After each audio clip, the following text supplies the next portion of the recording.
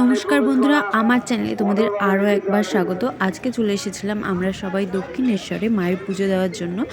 যেহেতু বাড়ি থেকে আমরা 9টার সময় বেরিয়েছিলাম, আর এখানে আস্তে আস্তে আমাদের প্রায় 10টা বেজে গেছিলো।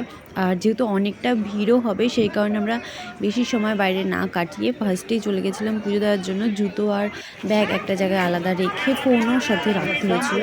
রেখে তারপরে গঙ্গা থেকে পা হাত পা ধুয়ে এসে আমরা পুজোর ডালা নিয়ে নিয়েছিলাম পুজোর জন্য। তারপরে আমরা চলে গেছিলাম মন্দিরের ভেতরে। তো পুজো দিয়ে এসে দেখা হচ্ছে এটা।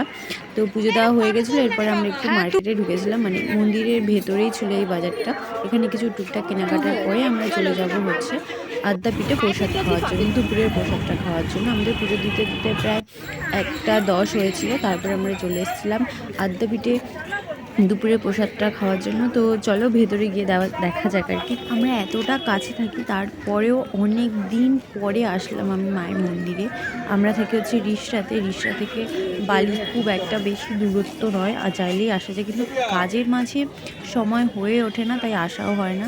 তো সামনেই ওখানে ভিড়টা রয়েছে, সেখানে হচ্ছে গিয়ে মনে হচ্ছে না, ওখানেই হচ্ছে গিয়ে কাউন্টার, ওখানে লেখাও রয়েছে সামনে।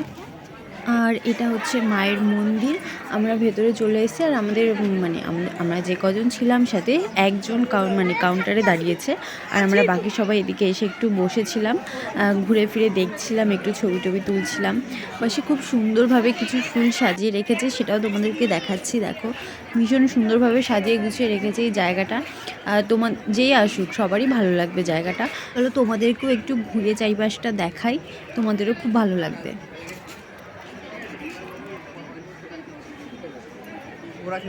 আমরা প্রসাদ খেয়ে বাড়িতে চলে এসেছিলাম। তো সকলকে টাটা।